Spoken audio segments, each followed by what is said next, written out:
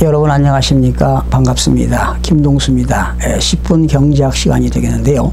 오늘 8월 31일 한국은행이 최근에 국내외 경제 동향을 발표했는데요.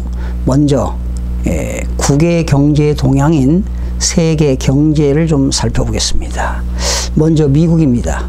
미국은 소비 및 수출을 중심으로 미국은 경기 성장세가 확대되고 있다고 밝혔습니다. 지난 시간에도 말씀을 드렸듯이 미국은 지난 7월에 실업률이 3.9%까지 하락했고요. 심지어 실업수당 청구도 50년 이내에 50년 동안의 최저치를 기록했다고 하지요. 또한 지난 7월에 미국의 기업들은 상반기에 무려 16.1%의 영업이익이 증가된 걸로 조사가 돼서 지금 미국 경제는 양호한 성장세를 유지하고 있습니다. 유로 지역입니다. 유로 지역은 역시 소비 등 내수를 중심으로 양호한 성장세를 유지하는 것으로 밝혀졌습니다. 중국입니다. 중국은 소비 및 수출 증가에 힘입어 현재 중국은 경제 성장률이 6% 후반대 성장세를 유지하고 있습니다. 일본입니다. 일본은 소비 및 투자 확대 등에 힘입어 성장률이 마이너스에서 플러스로 전환됐습니다. 지금 일본의 경제 성장률은 마이너스였었죠. 이제 플러스로 전환이 된 것 같습니다. 주요 상품 가격입니다. 세계적으로 주요 상품 가격하면 국제 유가 아니겠습니까? 두바이 기준인데요. 두바이 기준인데 지금 이란의 원유 공급 감소가 우려되고 있고요. 지금 미국은 원유 재고 감소 등으로 아마 8월 하순 이후 그 국제 유가가 상승하여 무려 70달러 중반 내외 수준을 기록하고 있습니다. 또 곡물 가격입니다. 기상여건 세계적으로 지금 기상여건이 상당히 나빠졌죠. 이런 공급 차질 등으로 곡물 가격은 전 세계적으로 상승한 반면 비철 금속은 중국 투자 둔화 우려로 하락하고 있다. 자, 이렇게 세계 경제를 살펴봤고요. 가장 중요한 건 국내 경제 동향이 되겠죠. 내수 및 대외거래 보겠습니다.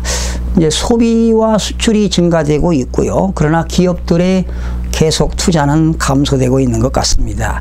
기업들이 좀 생산 설비를 투자해야 고용이 좀 촉진되는 것 같은데 7월 중에는요. 소매 판매는 내구재, 준내구재 및 비내구재가 모두 늘어나면서 좀 증가한 것으로 조사가 됐고요. 그 다음에 설비 투자는요. 운송장비 투자가 증가했는데요.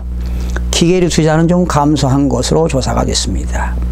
건설에서는 토목건설은 증가했으나 건물 건설이 감소된 것으로 조사가 됐습니다. 앞으로 2018년 하반기, 2019년 상반기에 건설 경기는 좀 어렵게 될 거라고 예측을 해보고요.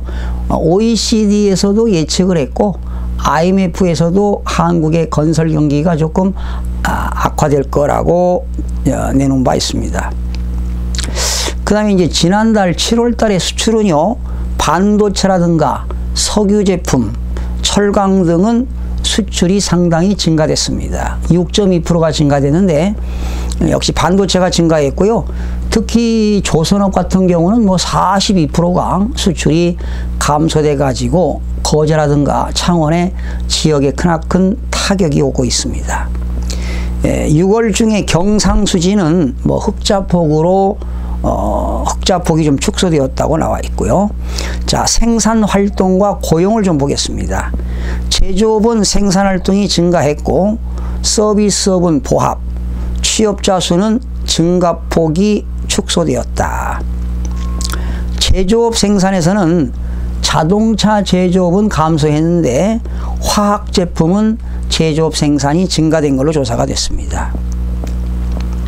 7월 중에 취업자 수는 전년 동월 대비 그러니까 2017년 7월 대비한다면 2018년 7월에 5,000명이 취업자 수가 증가된 걸로 조사가 됐는데, 자, 일자리를 창출하기 위해서 수십 조의 예산을 들여가면서 지난 7월과 올 7월에 취업자 수가 5,000명만 증가됐다는 것, 참 문제가 있습니다. 그리고 실업률은 현재 계절 조정에서 3.8%가 되고요. 자, 그러면 물가 및 부동산 가격을 좀 살펴보겠습니다. 소비자 물가는 뭐 계속 오르고 있지요. 그러나 부동산 가격은 서울 지역은 뭐 급등했지만 전국적으로 평균치를 본다면 부동산 가격은 하락한 것으로 조사가 되었습니다. 그 다음에 농산물 가격은 뭐 계속 오름세가 확대되고 있죠. 기상 변화 이후로 농산물이 계속 오름세를 유지하고 있는데, 이제 얼마 있으면 추석인데 추석 전후로 해서 채소 물가가 막 급등할 것 같은 급등할 것이라고 예상이 됩니다. 도시가스 요금도 인상이 됐고요. 그 다음에 전국 7월 중에 아파트 매매 가격은 하락한 걸로 조사가 됐습니다. 6월에는 마이너스 0.2%, 7월에는 마이너스 0.1%. 이건 전국의 부동산 가격을 의미하는 겁니다. 전세 가격도 전월 대비 하락했습니다. 6월 달에는 0.4% 하락했고 7월에는 전세 가격이 0.3% 하락했습니다. 종합 의견입니다. 국내 경제는 견실한 성장세를 이어가는 것으로 판단된다. 세계 경제의 성장세 지속으로 수출이 양호한 흐름을 이어가고 민간 소비도 완만한 증가세를 시현하고 있다. 설비 및 건설 투자의 조정이 지속되고 고용 상황은 더욱 부진한 모습이다. 참 고용 쇼크가 일어나고 있죠. 앞으로 국내 경제는 대체로 부합하는 잠재 성장률 수준의 성장세를 지속할 것으로 예상한다.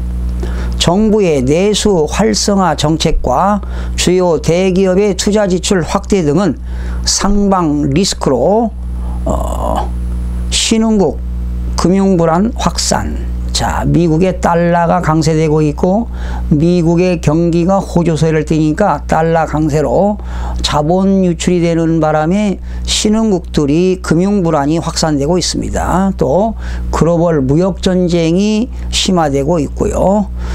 고용 요건은 개선하는 것이 좀 지연되지 않을까 생각이 들어갑니다. 청와대 장하성 정책실장께서도 좀 시간이 경과해야 고용이 증가될 거라고 하니까 한번 기다려 보겠습니다.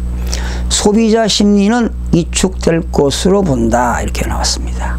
소비자 물가는 당분간 현 수준과 비슷한 오름세를 보이다가 점차 상승률이 높아질 것으로 예상된다. 역시 소비자 물가는 계속 상승을 할 것으로 예상을 하고 있고요. 경상수지는 흑자 기조를 이어갈 전망이다. 이렇게 해서 한국은행이 국외 경제 상황과 국내 경제 상황 전반에 대해서 발표를 했는데요. 오늘 여러분들에게 요약해서 간단 명료하게 전해드렸습니다. 오늘은 한국은행이 발표한 세계 경제와 국내 경제 동향에 대해서 여러분과 학습해 봤습니다. 여러분, 늘 여러분과 함께 공부하는 가까운 이웃이 되겠습니다. 여러분 건강한 모습으로 다음 시간에 또 찾아뵙겠습니다. 여러분 대단히 고맙습니다.